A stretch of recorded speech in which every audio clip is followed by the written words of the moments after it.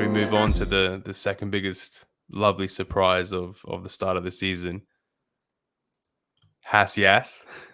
Haas, yes. Yeah. Oh, look at him, the Viking. Man, that smile. So you know what I read on Reddit? Someone said his smile there puts kind of competes against Ricky Ricardo.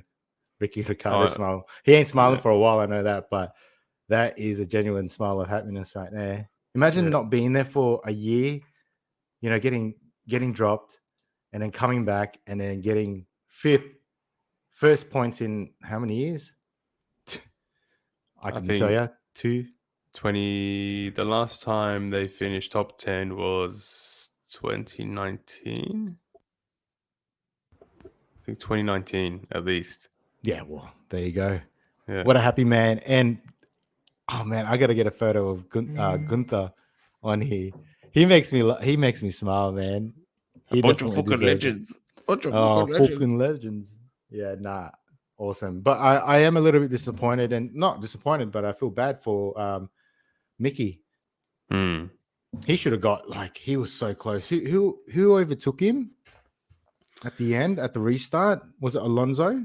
No, it was Guangzhou. I'm going to struggle with this. Oh, Joe. He likes to be called Joe. Joe, yeah. It was old mate Joe.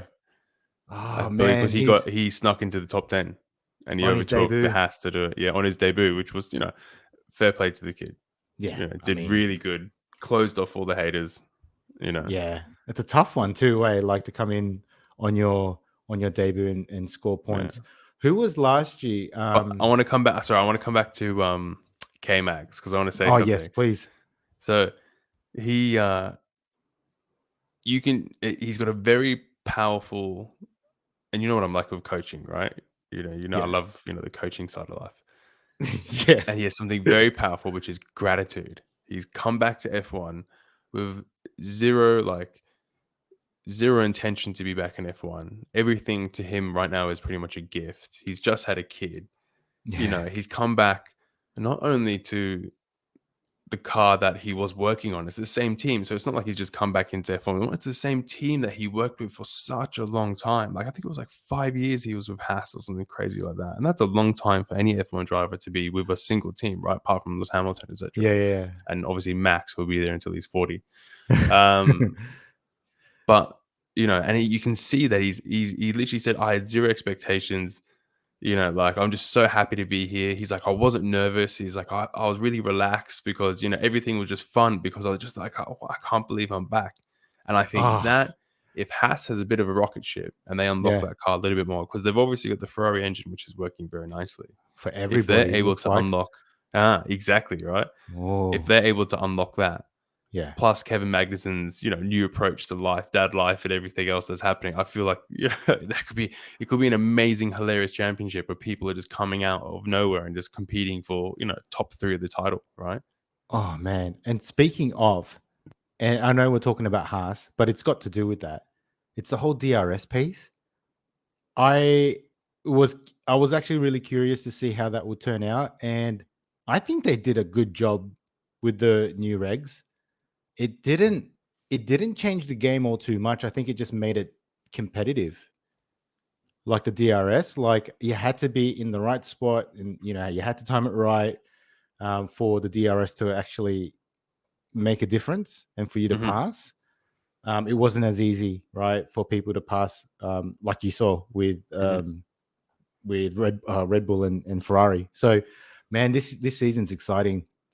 Everything's exciting. And I don't know, man. I kind of like the fact that Mercedes have been taken back a little bit, and they need to start pushing a little bit harder. So that's going to be really, really good to watch, man. But good on him, and I hope that Mick gets his. I don't think he's scored points yet, but I hope he gets points very shortly. Oh, he'll definitely. I'll almost guarantee Mick will get points this season. He could even get a podium.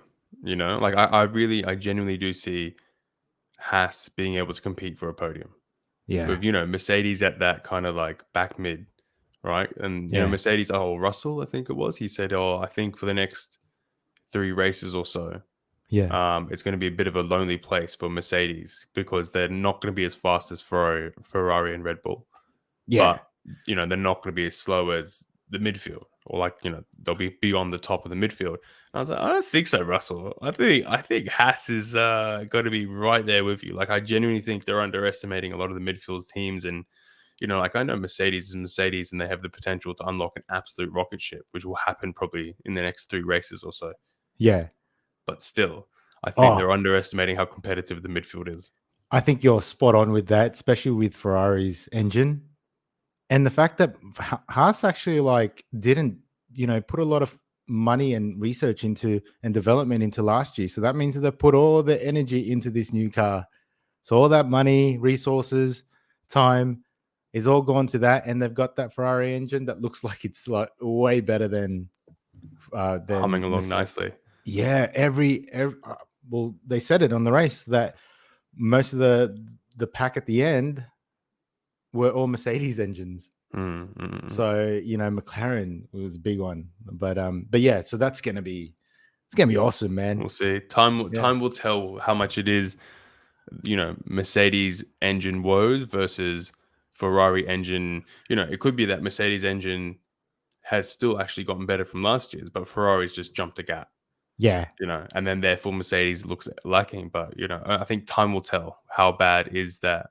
Not how bad, but is there a Mercedes engine problem, or is yeah. there a design philosophy that all the Mercedes teams are using as well? Right, it's going to be interesting. I'm gonna But say this, speaking, right? Yeah, yo, go. Sorry, no, no, go. no, no, go because I'm gonna Oh, segue. okay. So I'm gonna say this: Melbourne is probably the best race to be in, to be there Oh, and experience, yeah. because we've got the race next week, and then it's Melbourne, so that's 3 races. Obviously, they're starting to pick up what you know Mm-mm. learn from their mistakes, and learn from all each of the races. I feel like the first 3 are going to be the ones that it's gonna be really exciting because things are going to change so quickly. But yeah, dude, I'm excited for Melbourne. That's for sure.